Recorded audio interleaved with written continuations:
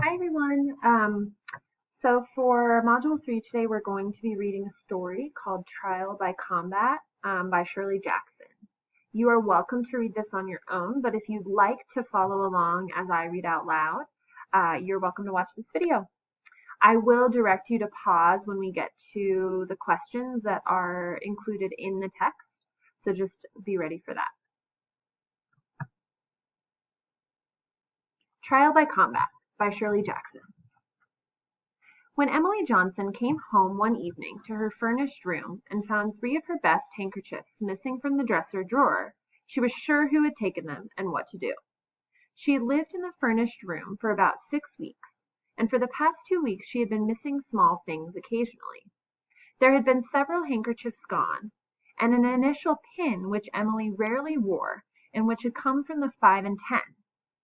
And once she had missed a small bottle of perfume and one of a set of china dolls. Emily had known for some time who was taking the things, but it was only tonight that she had decided what to do. She had hesitated about complaining to the landlady because her losses were trivial and because she had felt certain that sooner or later she would know how to deal with the situation herself. It had seemed logical to her from the beginning that the one person in the rooming house who was home all day was the most likely suspect. And then, one Sunday morning, coming downstairs from the roof, where she had been sitting in the sun, Emily had seen someone come out of her room and go down the stairs, and had recognized the visitor. Tonight, she felt, she knew just what to do. She took off her coat and hat, put her packages down, and while a can of tamales was heating on her electric plate, she went over what she intended to say. Pause here and answer question 1.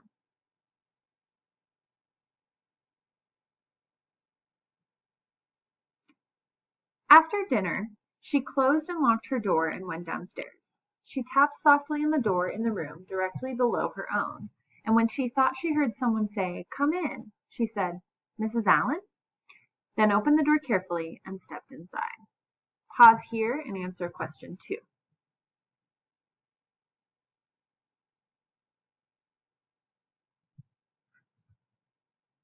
The room, Emily noticed immediately, was almost like her own. The same narrow bed with the tan cover, the same maple dresser and armchair.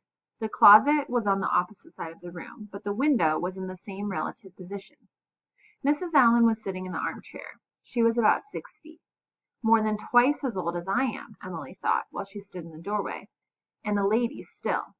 She hesitated for a few seconds, looking at Mrs. Allen's clean white hair and her neat dark blue housecoat, before speaking. "Mrs. Allen," she said, "I'm Emily Johnson." Pause here and answer question 3.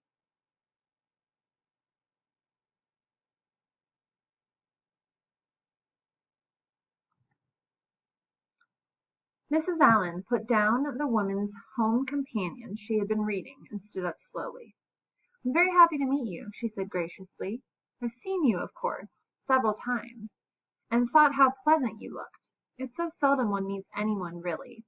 Mrs. Allen hesitated. "Really nice," she went on, "in a place like this." Pause and answer question 4.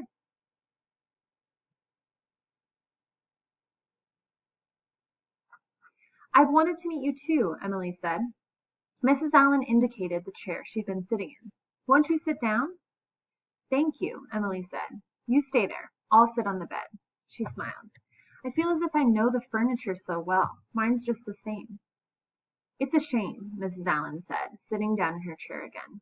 "I've told the landlady over and over, you can't make people feel at home if you put all the same furniture in the rooms.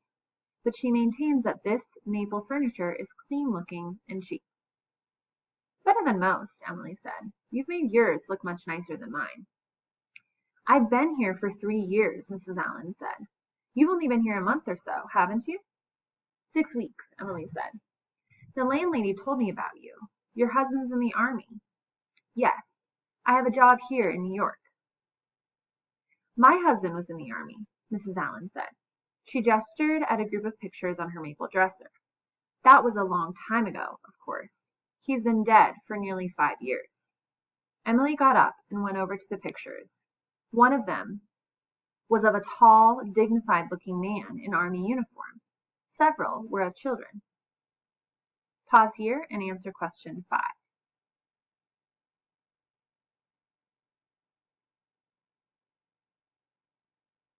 He was a very distinguished-looking man, Emily said. Are those your children? I had no children, to my sorrow, the old lady said. Those are nephews and nieces of my husband. Emily stood in front of the dresser, looking around the room. I see you have flowers, too, she said. She walked to the window and looked at the row of potted plants. I love flowers, she said. I bought myself a big bunch of asters tonight to brighten up my room, but they fade so quickly. Pause here and answer question 6.